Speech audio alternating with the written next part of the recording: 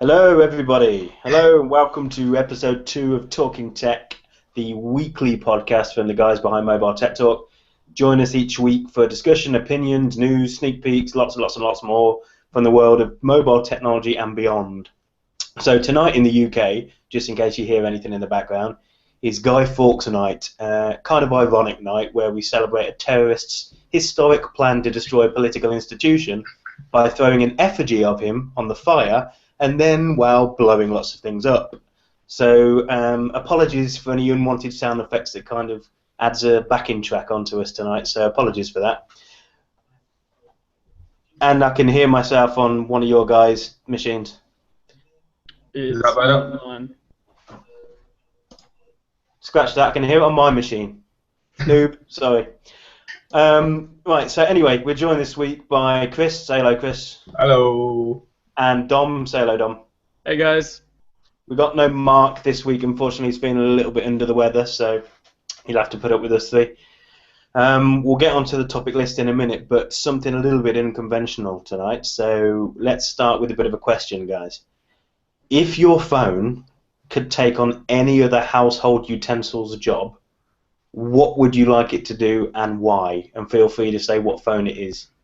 Let's start with Dom, because you probably have more time to think about it. I'll tell you why in a minute. Fair enough. So, for me, it would have to be to replace the computer. It would be the Microsoft Continuum, the Ubuntu Convergence, whatever it would be. If I could buy a dock and then have everything, like the monitor, the keyboard, power, everything plugged into the dock, and then just put the phone in, that's fine. I don't think I'd like to have like an adapter coming out the phone within like an octopus nest of cables. I wouldn't like that. But if I could have it do anything, it'd have to be to replace my computer. So you've gone relatively conventional. It's not where I thought you'd go. No, I was thinking, because everything else I could think of, I'd have to make quite severe modifications to the device for. So I was thinking maybe like, it could replace my TV if I put a Pico projector in the phone. But then putting a Pico projector in the phone makes the phone a lot thicker, puts out way more heat, uses a lot of battery. So there'd be quite a lot of trade-offs and require a fair bit of modification. To have a phone do what I want it to do, it just needs the right USB port. Okay. Chris, same question to you, and all I would say is labour on the word utensil. I'm not sure.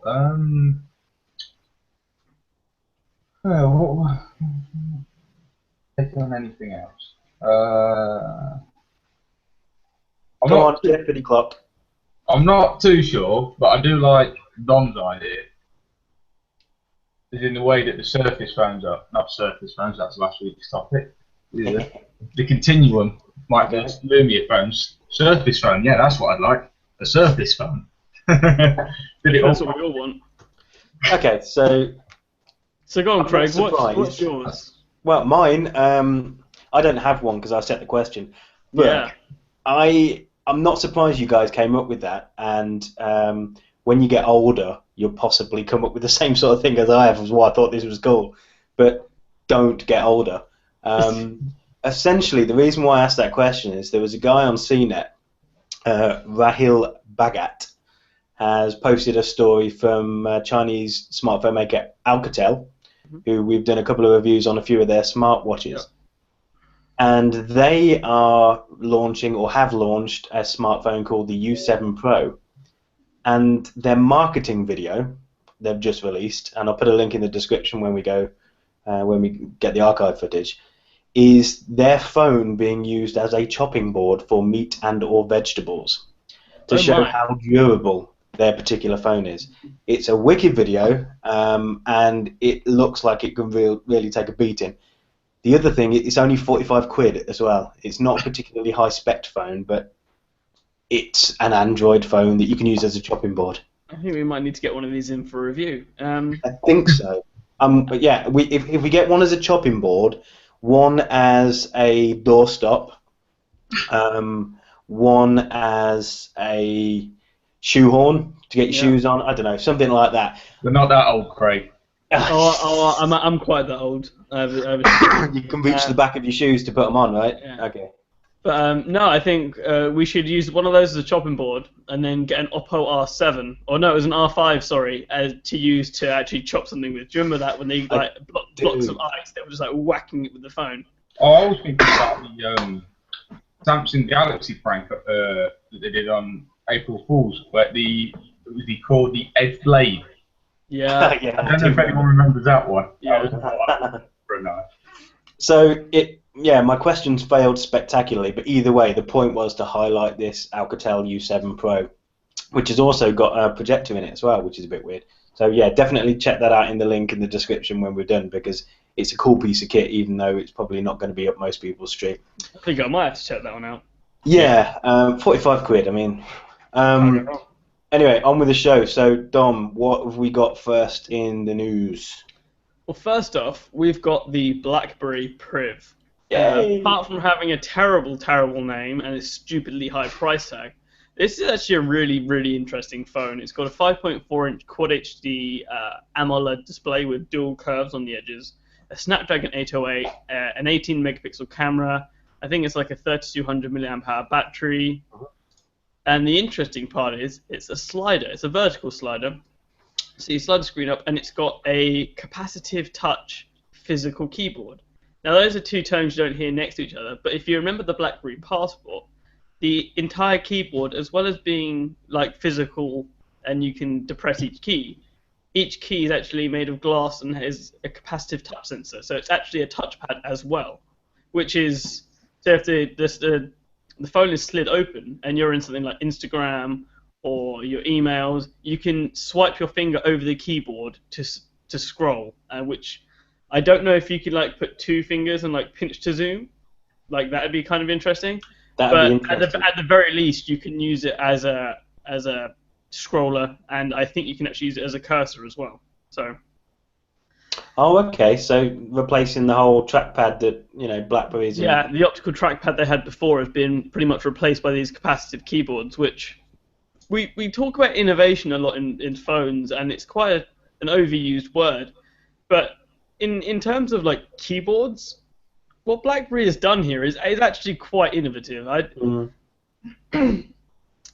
mean, there's not that many ways to like innovate on the keyboard. Like you could change the layout a bit. You might be able to like change the way the key mechanism is, like Apple did with the new 12-inch MacBook. But to like actually change the entire input mechanism of a keyboard itself, that's really quite interesting, at least to me. Now, unfortunately, what I think is going to kill the Priv, apart from its stupid name, is the price. It's £580 for the 32 gig model. Now, if you were wondering, that is the same price as a 128 gigabyte Nexus 6P. And as much as I want the Priv, I can get a phone that I also want equally as much with a fingerprint scanner and quadruple the storage. Oh, and USB-C. And Marshmallow. And Marshmallow, yeah, this is actually quite important. The Priv is coming with 5.1.1, and I'm not sure if this is going to surprise anybody, BlackBerry will not provide an official bootloader unlock tool. It's going to be locked down. I'm not surprised, not in the slightest. The way they're touting the security of this device and how it's a very trustworthy device, I'm not going to be surprised if when we see like hackers get hold of this in XDA, it finds out there's like one or two of these irreversible Q fuses. Like if you somehow manage to unlock the bootloader, it's going to like instantly send like a red flag somewhere. So. Okay, so Chris, just looking at the specs on this thing, so it's got Snapdragon 808, so it's got the same processor as the G4 and other flagships that are coming out without the 810, of which there's not too many to be fair, but there should be. It's got the capacitive 4.0 touch keyboard as well that Don was talking about, which is pretty cool. Yes, it starts at 32 gig, but it's got up to a 200 gig micro SD card slot. Would you pay £580 if you had it for this? No. In a word, well, why not? I've never been a fan of Blackberries. I had one of the folds back in the day. God, it was weird saying that. And I didn't really take to it. I didn't. I'll admit, mainly I didn't like the OS, and I know this is running Android. But the fact that it slides makes me think that hinge will get broken. Do you think it'll become sort of floppy like some of the Matrix phones did? Yeah, I reckon that Yeah, I hinge remember will that get phone. bent to hell. I don't know, because I was playing with what was it? The Torch, their first slider phone, and I don't know if anyone actually remembers the Torch. It was not a good phone. It was didn't it Right. have it had a capacitive touchscreen, but you actually pushed it down as well. No, that's the Storm. Oh, that was a Storm. Okay. That was just a touchscreen. The Torch was actually a physical slider like this, Ah, okay. but it had like a 3.2-inch screen. It had like the tool belt below the screen and all that. Oh yeah, But I played with one of those the other day. That hinge is still rock solid. yeah. Like, and it had been like used and abused like for years before this person finally moved on to. I think they went to like a Z10 or something like that. So, I mean, they stayed with BlackBerry like through and through apparently. So I was quite surprised to find out that like something that we all think of as quite flimsy, which is pretty much any mechanical counterpart, especially something like a hinge or something on sliding rails, which rely on friction, which, as we all know, wears down over time, had survived as well. And I think that's the only other point that I was going to make, guys, is that okay, specs wise, it's up there with a flagship Android device, fair enough. But who is this actually aimed at? Because we all know that BlackBerry users, they used to be used to Symbian, they're used to BlackBerry OS now. Are these same sort of, most of the people would be enterprise users, I would have thought, still using a BlackBerry Enterprise server for corporate email and whatnot. Are these same users going to be happy with going to what would be considered potentially a less secure platform like Android, a more open platform? I So don't that's think it one will. side of it.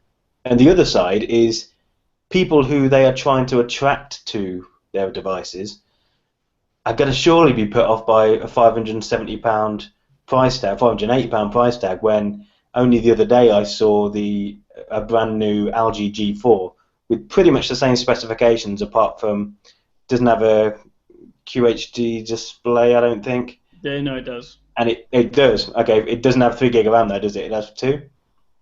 No, I think it's 3 gigs. It's Okay, not so AMOLED. exactly the same Yeah, phone it's then. pretty much the same phone. For 300 quid less. So who are they aiming it at, Chris? I mean, is anybody actually going to be interested? I mean, they're interested in it because it's BlackBerry and it's something new and it's got a nice little slidey thing. But is anyone actually going to buy it other than pick it up and go, oh, this is cool, let's go and have a look at the latest Galaxy? I know I'm rewinding the years with the BlackBerry when the Bold series was really coming out. I know a lot of teenagers used it for the BlackBerry Messenger, but the £5 you had to pay to me was a bit odd. If they're gonna do it again and make it so you've got to pay for BlackBerry services to get online, I reckon it will totally and utterly be just for business users and big corporate companies that are just going to go, we've got money, let's throw it everywhere. That actually hasn't been a requirement since BlackBerry 10. Since BlackBerry 10, so the Z10, the Z30, the Q5, the Q10, etc., you can just stick a normal SIM card in with actual data and it works straight away. Oh, yeah, I didn't follow BlackBerry, I finally got bored with them. I got bored of my Bolt, whatever one I had, Bold I think it was. Yeah.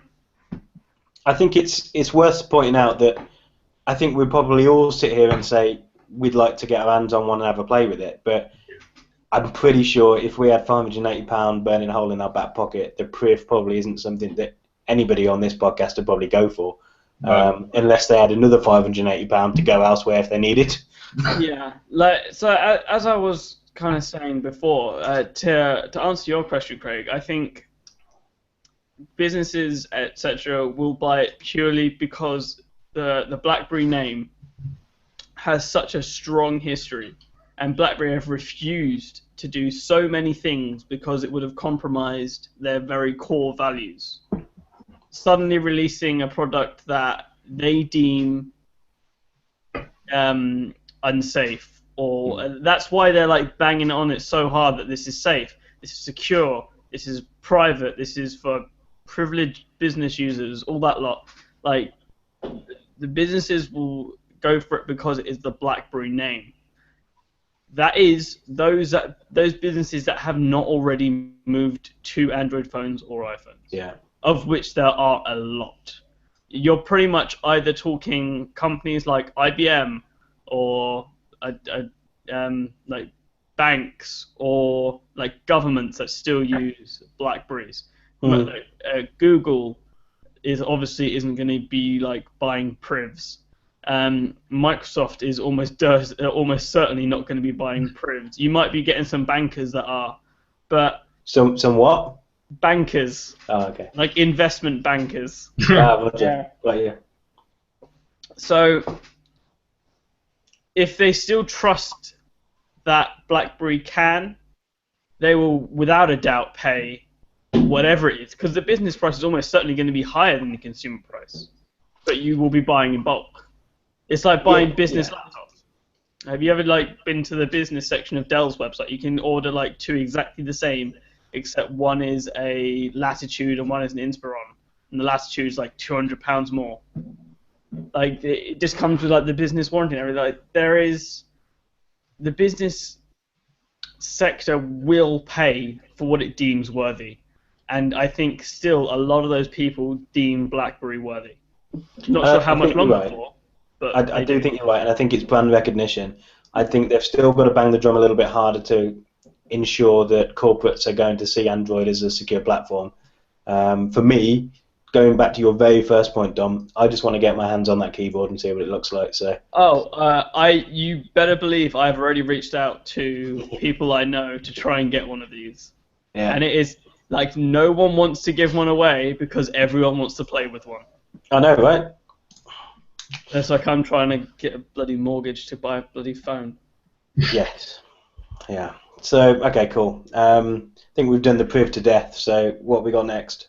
Next we have the fact that Apple may have just cracked indoor GPS. Now, as we all know, GPS doesn't work all that well indoors. Trying to open, like, case in point, if you try and open, like, Google Maps with Wi-Fi and mobile data turned off, if you just try and use GPS alone, it doesn't work. Or in the older days, if you just try to turn on like a sat-nav inside your house, it asks you to like go outside and hold it up in the air, pray to a deity, and then it might work. So, Apple has pretty much crowdfunded to break indoor GPS. So what we're talking about here is they've released an indoor survey app, and they can, from my understanding, basically map out a room visually and with GPS data, and then it kind of goes back to a hive mind.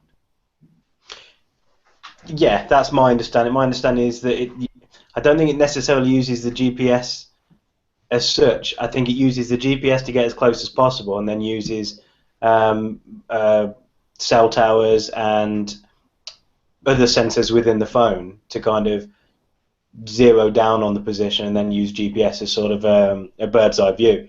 But either way, I mean, the idea of being able to, and I don't know what you think of this, Chris, but the idea of being able to walk into a brand new shopping centre with your phone, it's kind of like the augmented reality stuff I was trying to get around, to be fair, but actually have a map already of an other shopping centre and just be guided to your phone, to your stores that you want to go to due to this technology.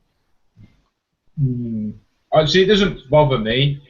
Because you can go and read something and say, that's the shop I want to go to. But for the rest of us, Chris... I don't know anything. No, to me, I just like, oh, just look at the map. Oh, it's just over there, and I'll walk down. Oh, I don't go out into shopping centres very often, but I'll just walk down and I'll just look through all the shops as I go past and just find it. The people that want to just go to a set location, it will obviously benefit them. But Well, my I think other question is, if they do nail it and do get everything sorted, will it just be on the iPhones and iPads? Hmm. All right. So from what I can guess, answering your second question first, for a while it will almost certainly be iPhones only, and under regulatory pressure they might open it up. Might. Now, what I think is this will be amazing for accessibility. So if you have a sight impairment, for example, you could be guided to where you want to go much more accurately, and it'll be updated a lot quicker, because there's always people, like, everywhere you go someone has an iPhone. Mm-hmm. So, Unfortunately. but for better or for worse, whatever you think about them, everyone knows someone with an iPhone. So I think for accessibility, things like that, this could be pretty amazing. Otherwise, it's going to be really good to try and target ads at you if they know exactly what shop you're in. Yeah, I think that's the next thing. Is that They did something like this a while ago, didn't they, with like iBeacons or something like that, where they could tell like what shop you're in, but then like the shops had to have some hardware or something like that, if I remember correctly. Shops had to fit the beacons. Yeah. Everything. I think going back to your point on accessibility, when I sat there, when I saw this topic, I thought I wasn't thinking about accessibility. I thought, well, how else could we actually use this technology? I tried to think, could we use it in some other sort of navigation scenario, but I couldn't think of any outside of accessibility stuff. I'm not sure necessarily how much benefit we're going to see from this technology. I mean, they've obviously bought a company, this Wi-Fi Slam, back like a couple of years ago to try and perfect this technology. So they've obviously got some use cases for it, but outside of accessibility, I can't think of any, really. Yeah, I think it's going to take a while for it to come to fruition. I don't know if any of you remember, I think years and years ago, so 2010-ish, in the A4, it was essentially the original Hummingbird chip from the original Galaxy S. The company behind that, Intrinsity, Apple bought them. Oh, okay. Now look at their CPUs. Yeah. I think it was in 2013 they bought an I want to say like Saudi Arabian company maybe that makes SSD controllers. Yeah. And in the new MacBook and in the new iPhones, boom, Apple made SSDs. Yeah. Like. And their controllers are just lightning. Just phenomenal. Like, there is no way. Like, I can almost guarantee the next generation of like MacBooks and iMacs have soldered down SSDs, because they're pretty much the only things that are removable at this point, and even they can't be replaced with off-the-shelf components because they've got a different key at the end. So I think the point you're making is that it will take a few years for it to come out. Yeah. Yeah, and whilst we don't, or I don't, maybe some people watching or some people who watch this later on will come up with some ideas, and if you do, comment. Or tweet at us. Or tweet, or various other social networks if you wish. Maybe maybe we can't necessarily see a use case for it at the moment, but Apple have obviously got their eyes on one particular prize, so or a number of prizes. They wouldn't be doing it otherwise. I'm sure they're probably loading up the patents as well in order to license the technology out if it becomes a disruptive technology. But yeah, we'll see where that one goes. I want to move on to the next one and see what you guys think of this. I'm going to shut up. So what Craig is talking about here, in the last week or so, we've seen two rather high-profile videos on YouTube from a YouTuber called Jerry Rig Everything on how weak the Nexus 6P is. You might have seen the first video where he numbered up the top of the phone or the top of the glass, scratched it with different strength things on the Mohs scale of hardness. If you don't understand that, anything under itself can't be scratched. So if it's a 7, anything under 7 can't scratch that surface. Anything over it can. The hardest substance is diamond, that is a 10. Anything under 10 cannot scratch a diamond. A diamond can scratch pretty much everything. Scratch top trumps. Exactly. So he has this tool to scratch, and I believe the Nexus 6P started to scratch at 7-ish. Like maybe faintly on a 6, but it was pretty much 7, and then like 8, 9, and 10 is where it got insane. 7, 8, 9 got insane. Pardon? It was 7, 8, 9. Yeah. Started scratching up. So I've got the video running. Yeah, well, there you go. And promptly after this, he started to burn it with a lighter, like on the actual like display with the AMOLED panel. And you'll probably see Chris's reaction here as he like gets to Right that. in the middle. Yeah, and then it leaves white spots on the display. Obviously, Mm-hmm. the Nexus 6P uses Gorilla Glass. It's Gorilla Glass 4. It's chemically treated glass that has a very high tension in the actual structure of the glass to help its scratch resistance. Heating it up is just, for lack of a better word, adding fuel to the fire of what's inevitably going to happen. And Like then it. afterwards, he puts his fingers in the back. You can almost guess where I'm going with this. Puts his fingers in the front, and he bends it. It was an unboxed therapy. Almost perfectly in half. It looks almost like a 7 by the time he's done with it. Now, when this first video came out, everyone was like, wait. So you scratched the hell out of it, you cracked it, you burnt it, and then it bent. Oh my god, you basically broke one of the strongest structural supports of a phone, the glass. The glass is actually very integral to the actual rigidity of a phone. It's almost like the windscreen of a car. If you take away the windscreen of a car, it also crumples very quickly. Who knew, right? So he went out, he bought a second Nexus 6P, he didn't scratch it, he didn't burn it. He just put it between his fingers and the same thing right again. Now, this is where we all start to differ. I think this is a non-issue. Craig, I think you have something different. Is it a big issue? I'm going to say no. Just like the iPhone 6 Bengate, #Bengate, wasn't. I think, if you put it in your back pocket and you jump up and down quite a lot, I could probably think of lots of phones that are going to break.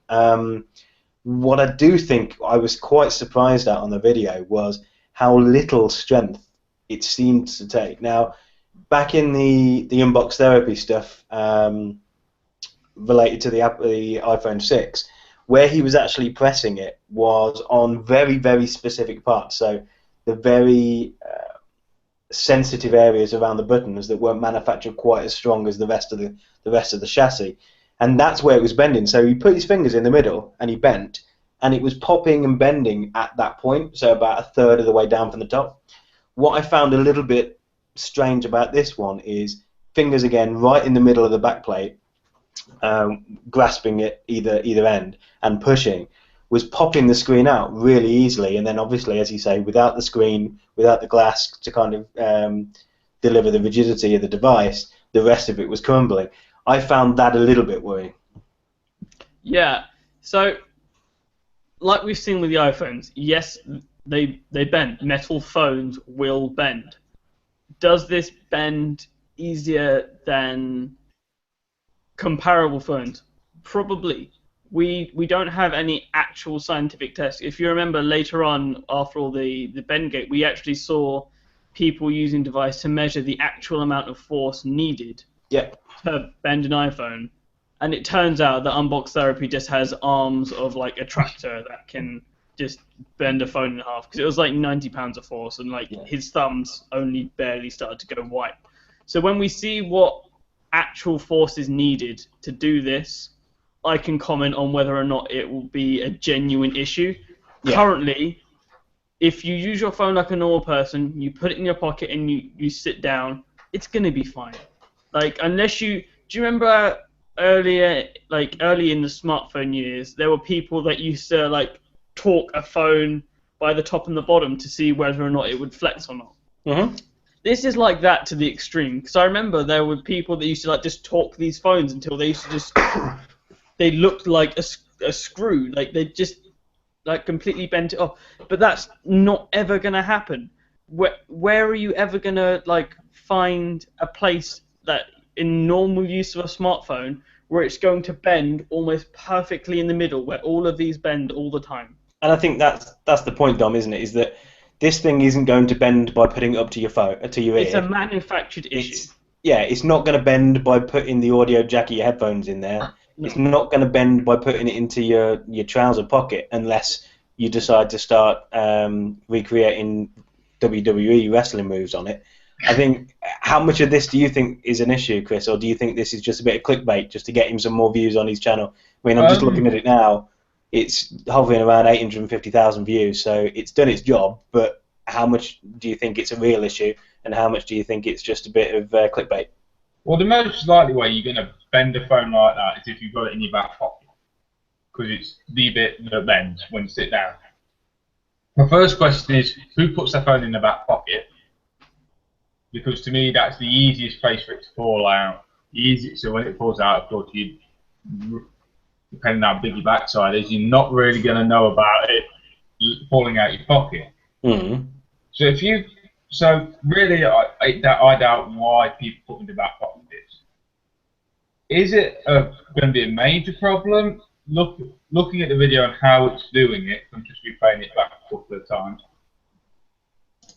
Nobody is going to be burning the screen with a lighter.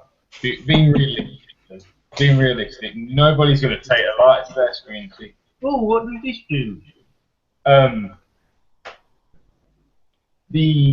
No one's going to be putting the pressure right in the middle of the phone to see if they can bend it or not. If you're going to do that to your daily driver, then you really do not deserve that daily driver and need your head looking at. Mm.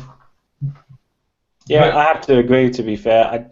I don't think it's... I don't think it... As I said, my response, John, is I don't think it's a huge issue. Will some people have bent phones? Probably, but we're talking not even a percentage point of the people that buy it, in my opinion. So, just so we're clear, right? I think we all hold this very same view about when it was the iPhone last year. Because there are some people that hold the view of these are very much spectators that are like, oh, well, when Apple did it last year, it was always Apple's fault. Why is Apple doing this? Blah blah blah. But when now it's an Android phone, you're always blaming everyone else. Like, no, like at least I definitely feel the exact same way both ways. It is a manufactured issue, not a manufacturer issue. It's a made-up issue. So. With the iPhone 6 Plus, did they put a magnesium strip in afterwards? Yeah, they changed the compound of the chassis, didn't they? They added a little bit more zinc, I seem to recall. Yeah, so the way aluminium is manufactured is you can add different things into... Oh, this is most alloys, actually. The aluminium in the older iPhones was 6000 series aluminium, which has a really rather low zinc content for pretty much any alloy. But in the 7000 it has rather a higher amount, which also helped the anodization process. So it galvanizes it more, makes it less susceptible to rust, and the anodization means if you've bought a gold iPhone or a space gray iPhone, it stays gold or space gray for longer. Yeah. Who knows? Maybe we'll see a revised Huawei Nexus 6P off the back of this, but I'd seriously doubt it, especially for the cost. So. Yeah, and we also have to remember this is a much lower volume product than an iPhone is. So, moving on, we have smartphone shipments, Samsung specifically. Now, if you've been paying attention, for the last, I think it's 7 quarters or so, Samsung has slowly been losing, well, it's actually not quite slowly. Samsung's been losing money for the last 7 quarters or so. And this last quarter, they actually made a bit. Strange that. Well, they were losing market share, weren't they? And now they were also losing market share, and they were hemorrhaging money in some departments. Now, this year, I think it's this year, isn't it? Yeah, 84.5 million units. 85.4 million units, and they've got 23.8% worldwide market share, which is a lot. That is a lot when you especially think this is the world. For every manufacturer, Samsung owns nearly a quarter. That's including the iPhone. That's including Lumia's. That's HTC, Motorola. All these teeny tiny Chinese companies. Samsung owns essentially a quarter of the market. Yeah. Now, it seemed to recall in that Huawei were also big winners as well. They seem to have upped their percentage points from this time last year in terms of their units. I think over 26 million units sold or shifted this year, representing over 60% increase from last year. So what do we reckon that's based on? Is that based on stuff like the Mate S or some of the later ones, or is it some of the previous Huawei devices? I don't know how they're doing this. Mm-hmm. My guess would be Honor. Whether or not Honor is branded as separate or not, because it's a subsidiary of Huawei. My guess is they're all lumping the numbers into one. Honor has been really pushing it the last year, especially here in Europe. Yeah. So in the last year, we've had the 6 Plus, we've had the 4X, we've now got the 7, and we've got devices like the P8, the P8 Lite, the P8 Max, and now we've got the Mate S. Yeah. These are phenomenal devices that have been reviewed incredibly well. Mm.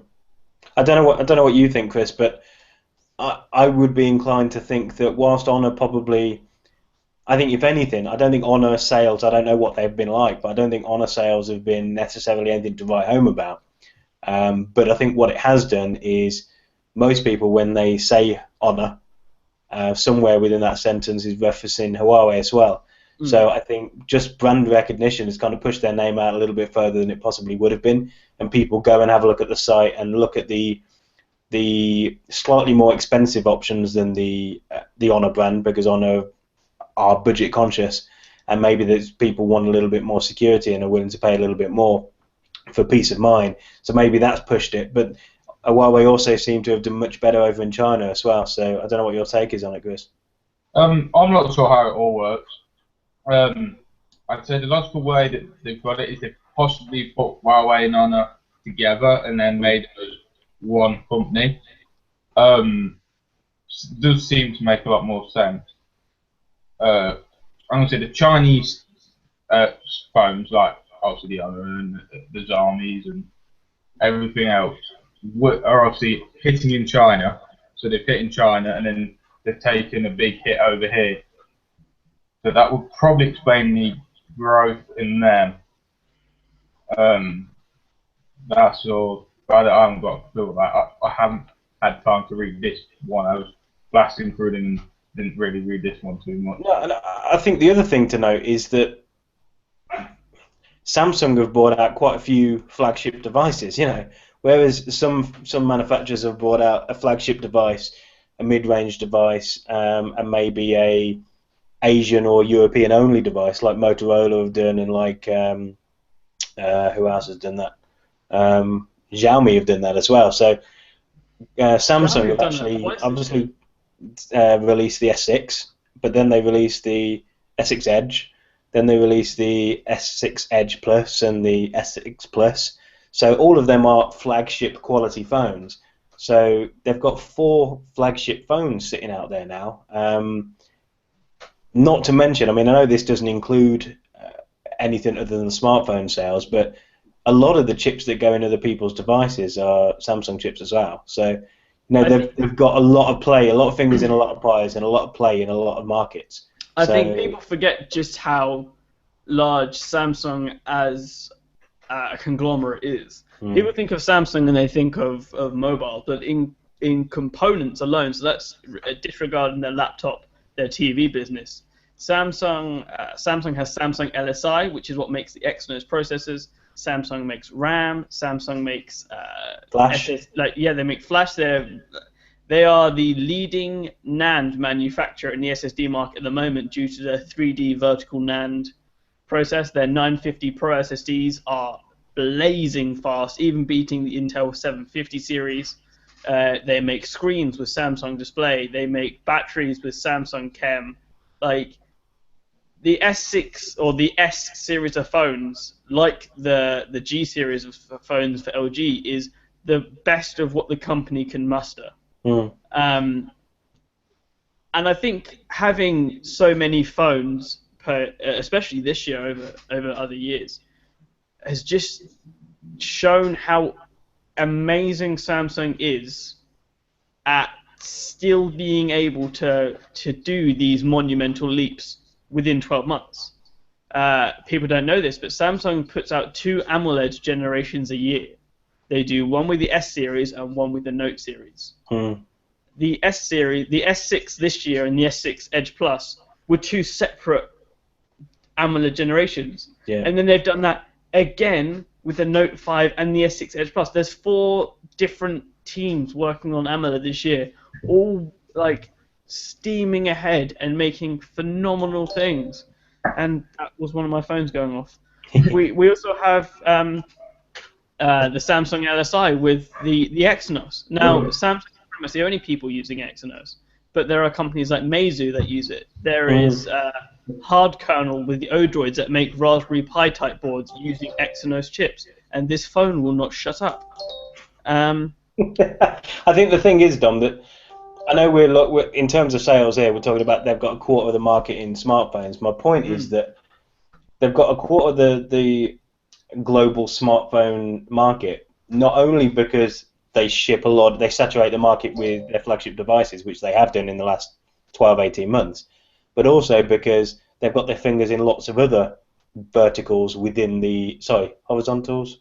I don't know, one of the market segments within the mobile industry in other areas as well. So they've got their finger on the pulse all over the place. I think whether this will continue to happen, I don't know. I think maybe over the holiday period, I think Apple will start to gain a little bit of market share again. I think, we'll move on to our next topic now, but I think there'll be other companies, perhaps not our next company, I don't think, but there'll be other companies that will perhaps push them a little bit harder. Xiaomi will come back strong in Asia. Maybe Motorola will grab a little bit more with some of the latest devices over the holiday period as well. But yeah, on to the next topic. What do we reckon HTC are going to do? Because they've released a phone, haven't they? Oh boy. So, what Craig has very nicely alluded to there was the HTC A9. Now, all the reviews came out this past week, or most of the reviews came out this past week, apart from a couple of stragglers. That pretty much, if we want to sum it up, is yes, it looks like an iPhone, but meh. Like, it's great. Forget about the camera. Like, this is pretty much what we're getting at here. So we've got a 5-inch 1080p AMOLED display, an aluminium unibody body that looks almost exactly like the iPhone 6s. It does. Apart from the camera module being moved to the center. We also have a Snapdragon 617, which we'll get back to in a second. A 25 milliamp hour battery with quick charge. 2150, yeah. A 2150 milliamp hour battery with quick charge 2, but capable of quick charge 3 with a further software update. A 13 megapixel Sony IMX214 camera on the back with a dual LED flash, and a 4 ultra pixel camera on the front. Because that worked so well for them last time. All wrapped up in a super slender 7.3 millimeter body, which comes in like 6 colors, like white, aluminium, black, red, gold, and I think like a pinky color. So yeah. But everyone has. Oh, and it has a fingerprint scanner on the front, and actually like a pretty amazing fingerprint scanner. So, HTC released a Marshmallow phone before anyone else. How do we feel about that? Go on, Chris. As it's running Marshmallow, kudos to them for getting a Marshmallow phone out. Also, the only thing I'm not really digging about it is not the fact that it's got a fingerprint scanner, it's where the fingerprint scanner is. Which is exactly my issue with it. Because I use a HTC One M8, as everybody knows, and I love it for the dual front-facing speakers. So where is the scanner then, Chris? It's literally right under where the like doesn't glare. Yeah. See where the HTC logo is on the bottom? It's basically smack bang under there. So they've basically just removed that bottom speaker. So no more boom sound. No, there is boom sound, but it's relegated to the headphone jack now. Yeah. They've put a special DAC inside and an amp, and apparently it makes headphones sound great. Or great.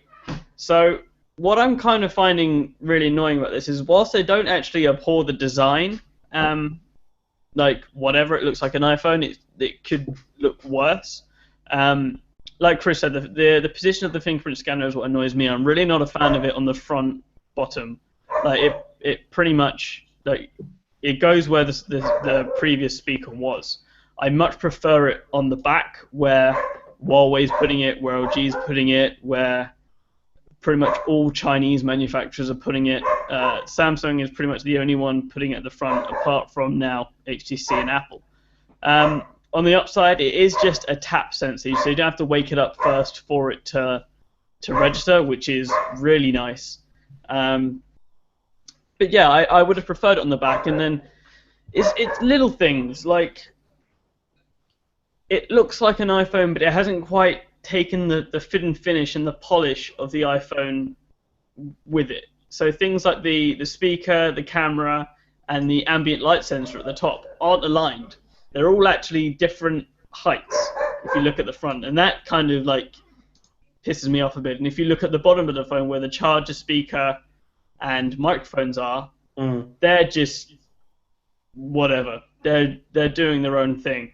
So it's like they've tried, but they've not followed all the way through to do the Apple thing. What do we think? I mean, okay, I'm not going to necessarily have a view. I haven't touched it yet. It looks like an iPhone, and yes, whatever. I think they've already lost the war, the marketing war, because anybody who's seen the animated GIF will just go, okay, fine, yeah. My issue with the A9 is not necessarily anything to do with the build. It's to do with the launch price. We didn't say this. Is in the UK it's a 16 gig, 2 gig handset for £480, and up until in 2 days the US price changes, but the US gets a 3 gig, 32 gig model, which until 2 days from now is a $399 handset, and then it goes up to a $499 handset, which when at $399 it might have been a recommendation. At £500 again, and at £480, you're in Nexus 6P territory, and you're getting a much nicer screen, and you're getting a much better camera, you're getting a much better fingerprint experience. And you're also getting a flagship device where this has been lauded as a flagship device in aesthetic, but with a slightly underpowered CPU, effectively, a Snapdragon 617, which I know you'll get to in a minute. But my issue with it is that if you're going to price something that looks like an iPhone between £400 and £500, it had better do more than just look like an iPhone if it's an Android device. Similarly, the way the Blackberry Priv has already priced it out of the market, I'm sure they'll have to drop that. I think HTC will have to drop this to below £400 because you can go and buy a better device now for less money. The only reason I would buy this over the Honor 7 is a newer version of Android, though we do know the Honor 7's getting Marshmallow, and NFC, because the Honor 7 doesn't have that. Those are literally the only two reasons I would buy this over the Honor 7. Saying that, the Honor 7 is nearly half the price at £250. Yep. Just whilst we're on the, I know you kind of bit off a bit, but just on the bit of the design and it looking like an iPhone, I've got a 1M7 sat in front of me, which actually still does perform pretty well. My mum's just come off having it, and I've just picked it up and gone, I can use that when my M8 guys at home, I can plug it in and sit and use this. Saying it looks like an iPhone, if I'm not mistaken, feel free to correct me if I'm wrong, but the antennae is a quick word, the little bands across the back, weren't they initially on the HTC M7 anyway before the iPhone? Yes, and okay, this is yes. HTC's. This is HTC's like their backlash at everyone saying it looks like an iPhone. But come on, the A9 looks more like an iPhone than the iPhone ever looked like an M7 or an M8 or an M9. I agree with that. Like, I think that's the point, guys. If Apple didn't have to use the antenna lines, they wouldn't be using antenna lines. They are literally only doing it because they have not figured out a better way to do it. If Apple could do a unibody phone, a proper unibody phone with no brakes, they would have done it by now. And as good as Apple's engineers are, they can't quite break the laws of physics. Yeah, and I think that the point is that the M7 came out, and as far as I'm concerned, looked better than the iPhone that was on the market. I think the M7 came out and said, hey, I'm a completely new type of Android phone, you're not going to get better than me, and this is my design aesthetic. And they've stuck with that through the one line, all the way through the M8, the M9, and now to the A9. But what they've done with the A9 is they've said, rather than keep iteratively improving on that design, let's kind of take a retrograde step and go back to a very similar design we had on the M7, but make it look more like a modern Apple device that we've got. It could have gone a little bit further forward again and just evolved a little bit more. On Apple, and they haven't. Just regarding that bit, obviously we all know Apple is, not going to say constantly, but seems like constantly suing Samsung all the time. Will they... what's the word I'm looking for? Will they sue HTC for the near design? No, and for a reason I think is quite important. If you remember a year or two ago, HTC signed a cross-license patenting deal with Apple, which is how they got to use their incredibly low touch latency touchscreen drivers, which is why the M7 and even their lower phones like the One Mini and stuff felt so fast. It's because the touch response was insanely quick. It was something like 50 milliseconds. I believe the cross-patent licensing deal is also stopping Apple from suing them on the design front. I have no legal background behind this. I'm actually going to look it up after this, but I believe something like this is what's physically actually stopping Apple from doing it. So they just got to kind of sit and bear it. Also, they're not going to lose much sales to the HTC A9. Like they know it. We know it. Beat me to it. The reason it's the other reason it's not going to happen. I'm going to say it anyway, just because I wanted to. The other reason it's not going to happen, guys, is because no one's going to buy an HTC A9. So Apple don't care. We obviously want to keep this around an hour this time, so let's just jump the next couple of topics and move on to something that's not specifically smartphone based. Around the Arkham Knight stuff, Dom, I just want to touch on that before we kind of close out because I think that's quite interesting. Oh yeah, he's just popped up. I've just read Hi, Dom. I think he's gone to murder his dog. Okay, so I'll start covering this one off then. So, way back when, well, probably I don't know when it was actually released, earlier in 2015, but Warner Brothers released Arkham Knight, a Batman sequel. Most people have played the Batman-style games. Everyone was really pumped for it. Released it on the PC. And it was, to all intents and purposes, released broken.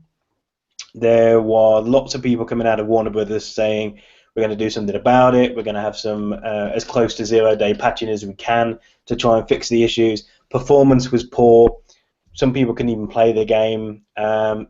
It was just very badly ported, very badly developed. So there was lots of Reddit threads, there was lots of posts on their forum to try and get Warner Brothers to do what they said they were going to do.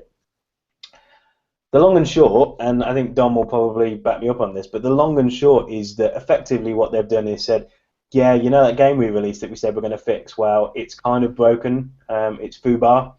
Look it up if you don't know. There's nothing really we can do, so yeah, you should probably try and get your money back because we can't be asked trying to fix this.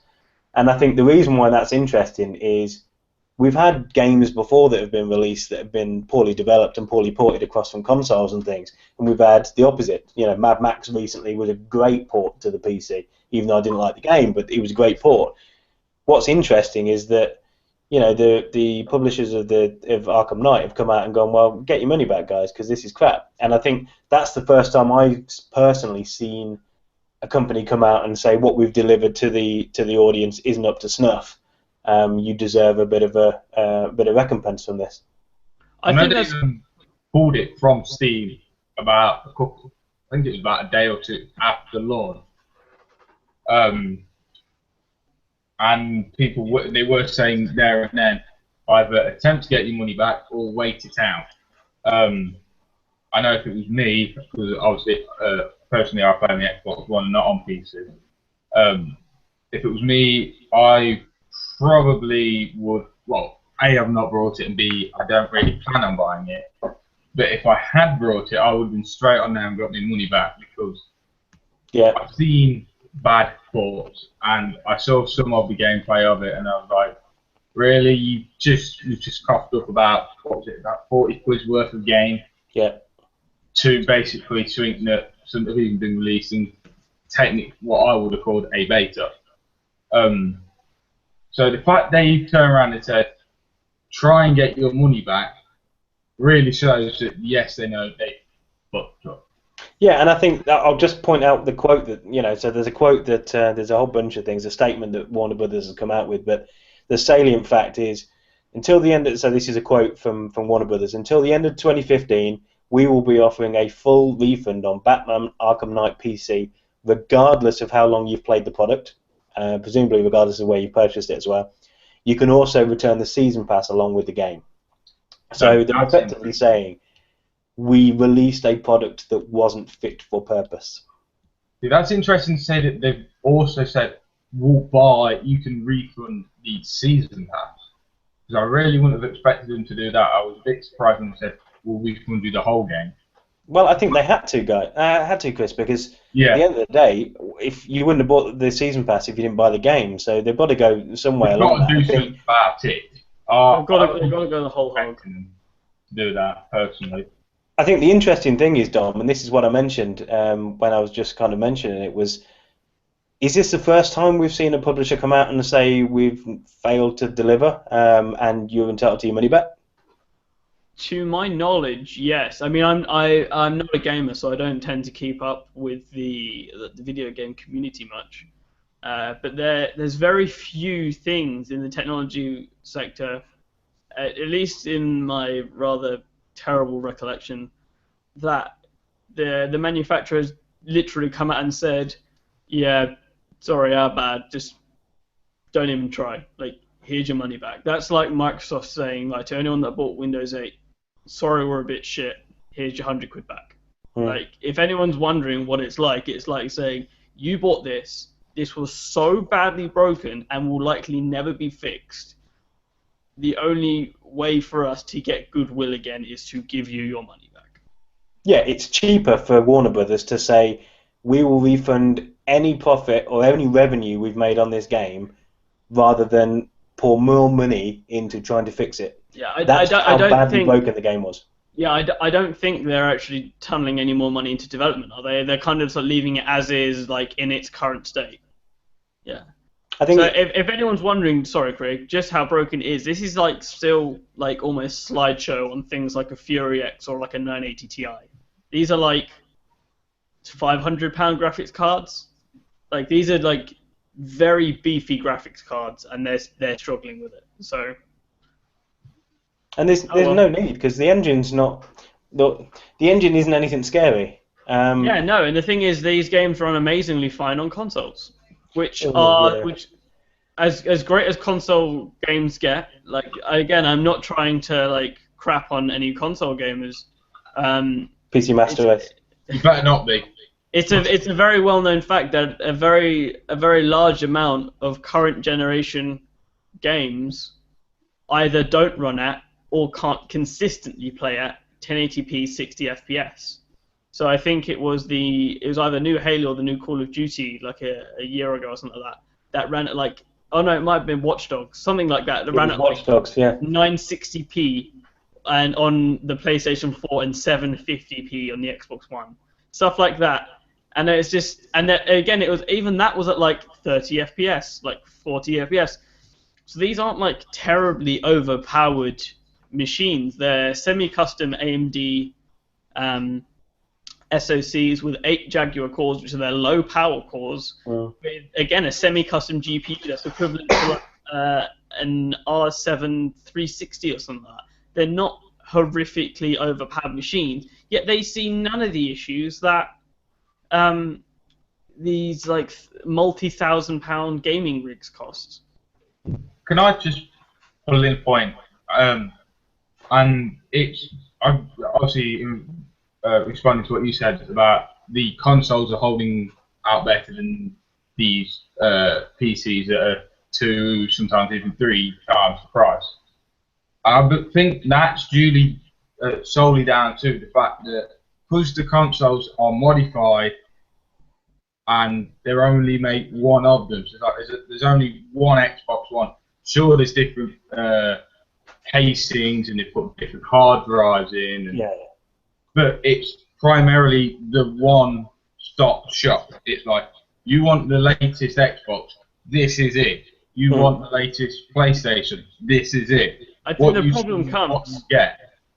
problem comes is when you can buy like literally the equivalent hardware. Like you can physically, or not the exact same stuff, but you can buy pretty much identical stuff to what is in the consoles currently, and you'll still get worse performance, which is a shame because this generation's consoles are x86. They are pretty much PCs again. The last generation we had PowerPC in the Xbox and we had Cell in the PlayStation. Yeah. So again, like these were like notoriously hard to program for. I think like people clustered together PS3s and used them as supercomputers because that was easier than actually coding a bloody game for the thing. But it's quite upsetting when you can buy off-the-shelf components that are like orders of magnitude more powerful than what is in a console. Yet if you try and run at the same resolution of a console, it will be worse. Yeah, and I think the interesting thing on this is a wired.co.uk article. I'll link all the descriptions for all the articles link all the article URLs for all the articles we've referenced in the description. But I think the interesting thing from this is they've just called it quits and they've just said, yeah, whatever, let's just give you your money back. This is going to not only harm further Batman titles, it's also going to harm Warner Brothers. And I don't think I've seen anything this obvious before. There have been lots of things where, Far Cry had an awful amount of patches, Far Cry 3 or 2, I forget which one, and that lots of games have lots of patches to fix issues on certain rigs and this, that, and the other, but this was just a non-starter. And I'm sure we'll have a few more, but unfortunately this is the one that's going to start it all off.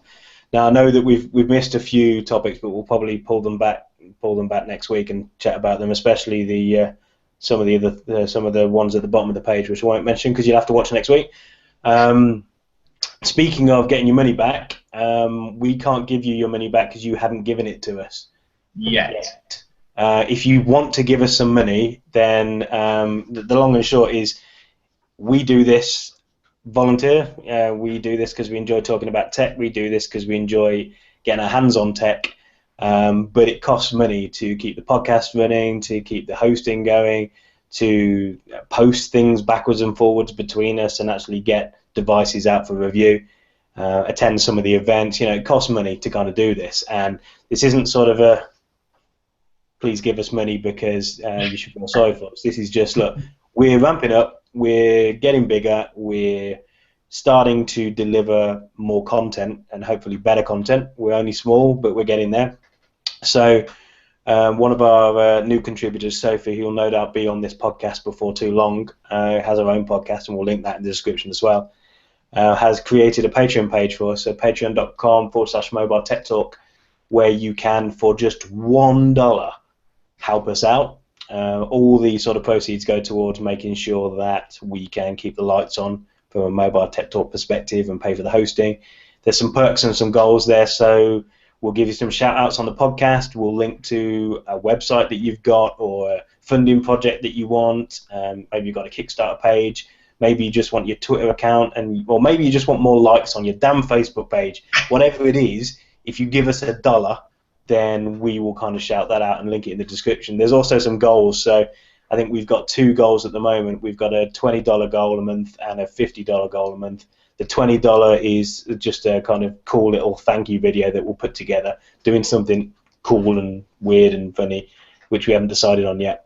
But if we get to 50, then we'll sort of collate a lot of sort of gifts and review units that we've got lying around and do a huge giveaway for someone to win some wicked kit. So if you do want to help us out, you can just donate to us on the page, or you can probably better go to patreon.com/MobileTechTalk and give us some money that way. We're not going to be millionaires out of this, but if we could cover the cost, that'd be brilliant. So yeah, it's pretty much, we want to try and keep it to an hour this week, and we've done pretty well doing that. So if you still want more sort of Mobile Tech Talk, then head on over to our aptly named website, mobiletechtalk.co.uk.